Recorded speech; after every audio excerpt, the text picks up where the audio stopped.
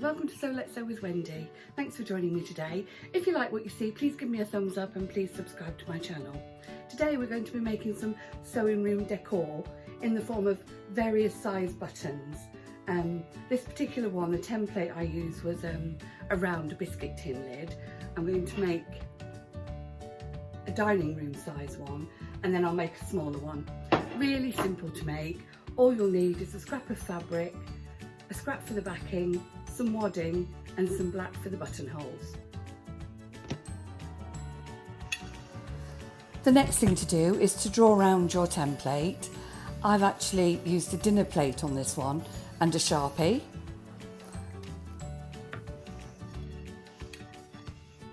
You're listening to Classic FM's Movie Music Monday.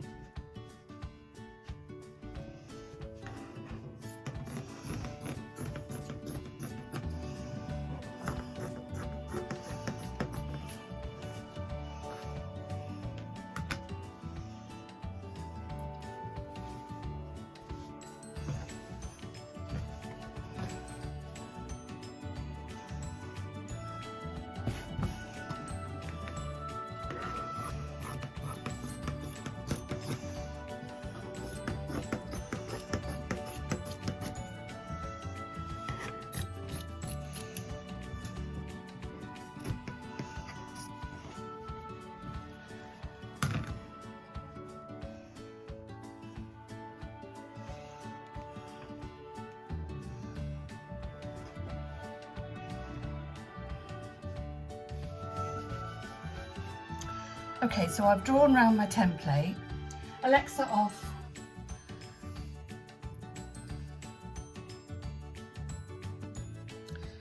Right, so I've drawn around my template, which was a plate.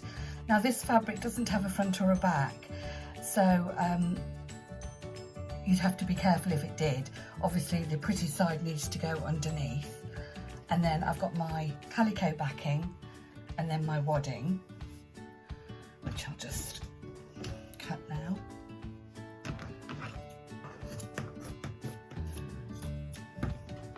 Now what we're going to do is we're going to stitch all the way around but leave a turning gap. So we've got fabric, pretty side would be here, backing and wadding.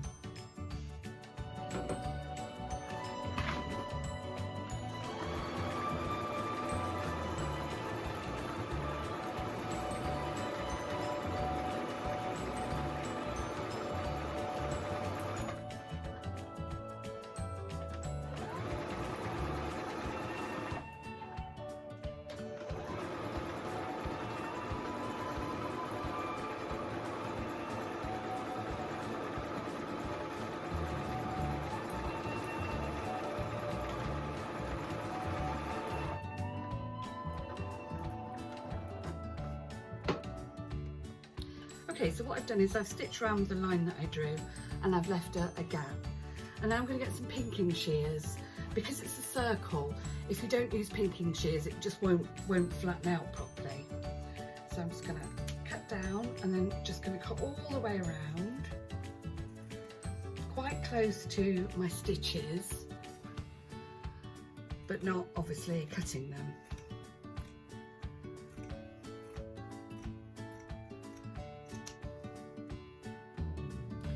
Right, so I've cut out, and where the gap is, I've left a little bit to tuck in.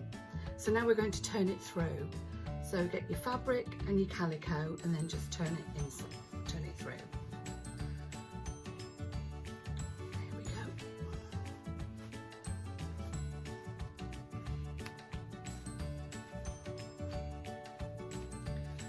And for this next part, you'll probably need a chopstick or something.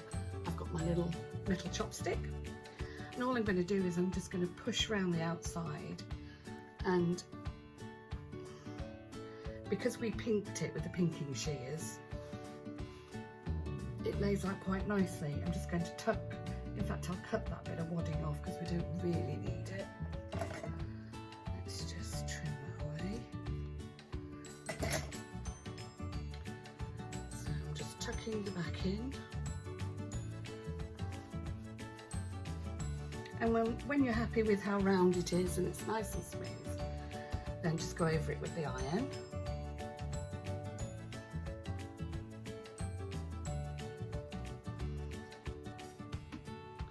And then next I'm just going to run a top stitch all the way round. Right, so I've run a top stitch all the way round, and now we're going to make the 4 holes for the buttons. I've just got some scrap heat and bond, and I use this eye cream tube because it makes really good buttonholes. So all we're going to do is trace round. Drop my pencil, there we go. Trace round. I think I'll do the slightly bigger end because it's a bigger button.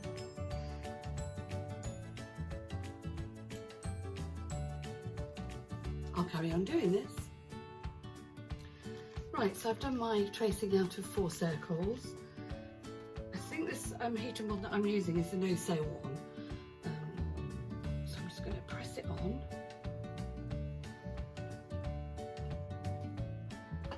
And then all we do is just cut them out.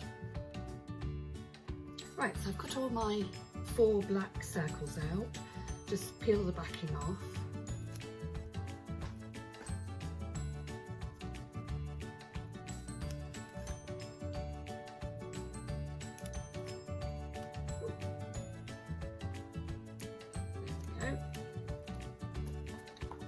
And now I'm just going to sort of guesstimate where the centre might be.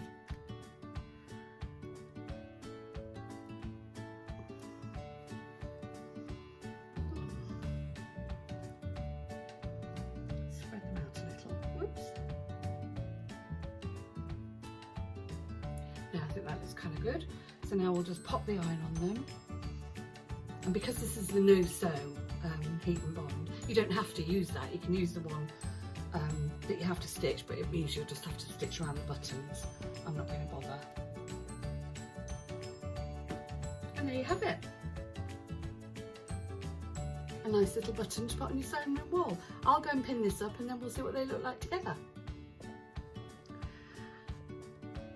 And there we have it. They're the finished buttons. If I just zoom out, they look quite good. I think I'm quite pleased with those. Anyway, thanks for joining me, and I'll see you again soon. Bye.